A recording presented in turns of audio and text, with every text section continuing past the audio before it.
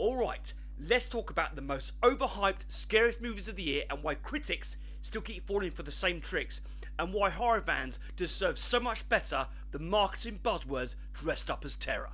Quest for horror, step inside, where the screams and secrets hide. Welcome back to Quest for Horror. I'm Paul, and if it's brutally honest horror opinions with zero bullshit, then this is the channel for you. Hit that subscribe button and let's get into today's video. Every single year, without fail, the horror community loses its mind over the scariest movie of the year or the scariest movie that's ever been made. And every year, it's the same recycled shit. This horror movie is going to terrify you. This horror movie is going to scar your soul. This horror movie is going to make you want to sleep with the lights on. But let's be completely honest here. If you are an adult that gets scared by a horror movie, you seriously need to take a look at yourself. Also, if you're someone that believes all this absolute bullshit hype about scariest horror movie of the year, then you also need to check yourself too. So today, I'm cutting through the noise, no sugarcoating, no bullshit, because as you know, Quest for Horror is a no-shill zone. I'm going to be talking about the horror movies this year that have been way overhyped. People saying the scariest of the year, all that usual stuff.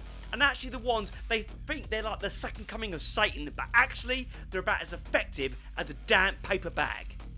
I have two perfect examples for 2026 of how the horror hype cycle works. And the two films I'm going to be talking about are Undertone and Hokum. Both of these films are really pushed hard by a lot of horror critics, saying they're going to melt people's brains, the usual PR theatre and the same regurgitated lines that we get over and over again.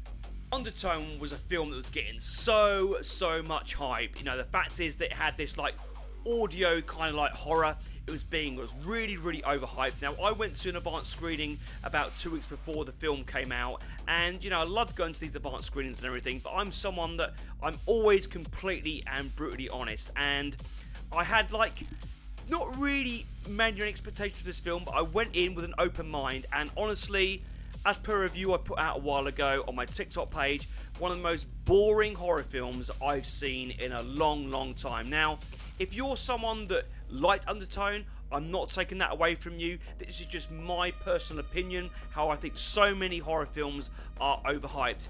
It had some good ideas, but for me, the actual sound like part of it, the gimmick of it, was just like really underwhelming.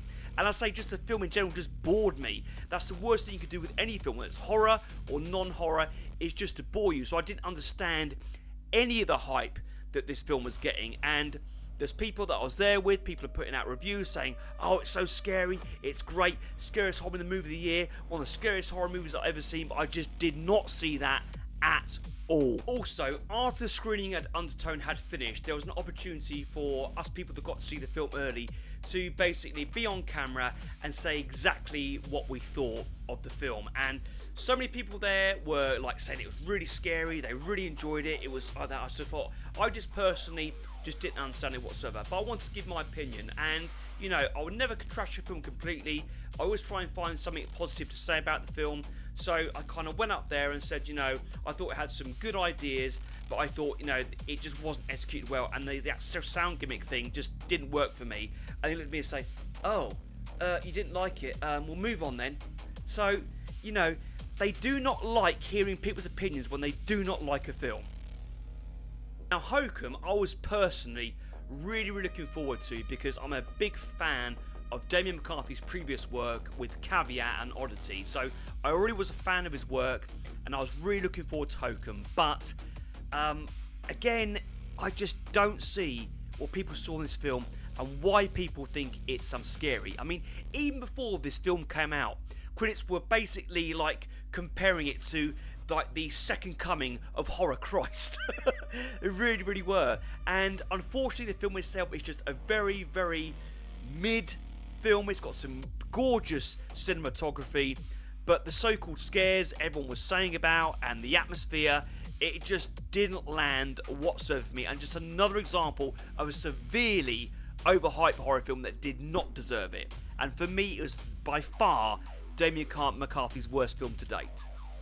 And the main problem for me really is that horror critics just don't review horror films properly anymore. It's all about the reactions. It's all about the ones that can feel like they're the most traumatized, the most shaken, the most like, you know, a film has really got to them, and how they can share it on social media. And of course, there are so many creators out there and critics that are paid to watch these films.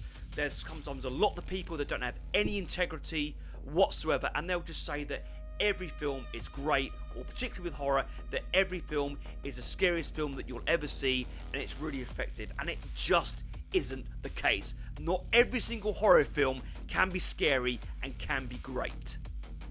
But there are films that are the exception to that rule, and the film so far for 2026 that is a horror film that absolutely justifies the hype, in my personal opinion, is Obsession.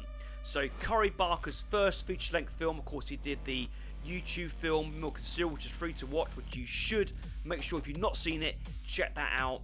And Obsession it's not a scary film. No film's scary, like I said before, but it is very creepy in places. It's very well shot. It's a very simple premise that is executed perfectly and goes to some weird, wild, and really dark directions, and has one of the most chilling performances I've seen in a horror film for quite some time. So if you haven't seen Obsession, that is one that I highly recommend that you see in 2026.